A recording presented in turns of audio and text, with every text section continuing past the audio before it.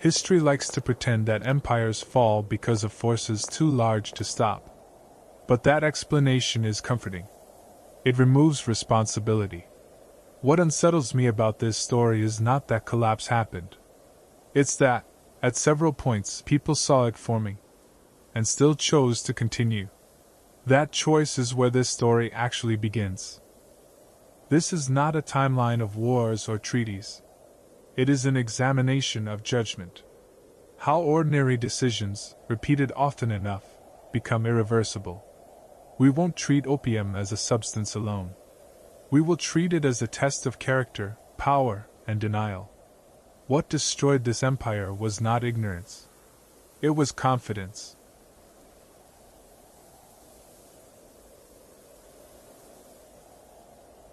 Picture a port city at the height of its certainty. Trade moves smoothly. Rituals feel permanent. Authority feels inherited rather than defended. People behave as if continuity is a natural law. That feeling matters. Systems rarely prepare for threats they consider beneath them. This one believed stability was its birthright. The imbalance did not begin as a crisis.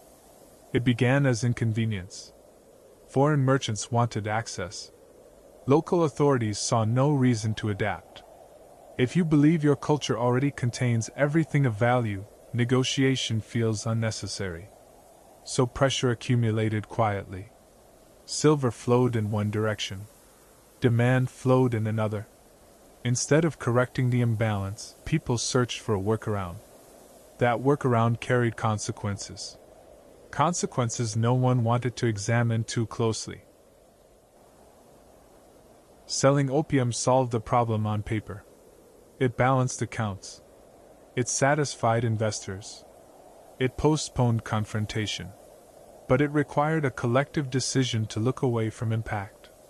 Farmers grew it because it paid.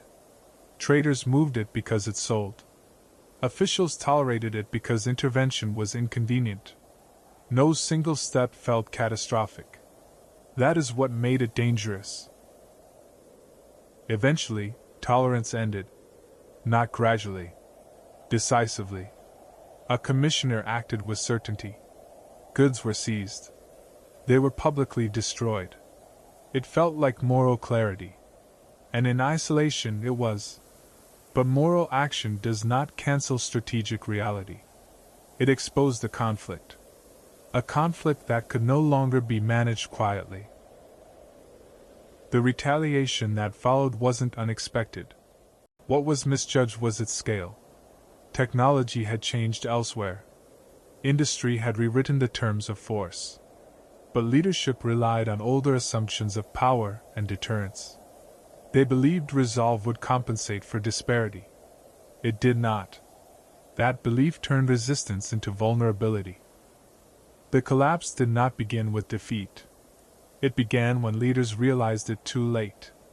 Competence was no longer enough. Moral certainty did not equal strategic readiness.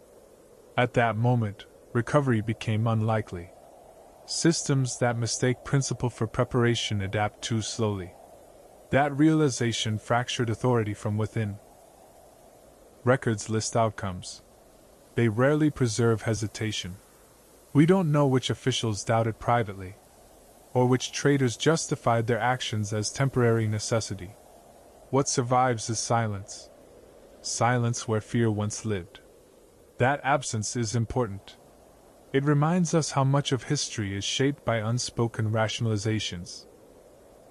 The pattern is not unique. A profitable compromise becomes normalized. Normalization becomes dependence. Dependence limits choice.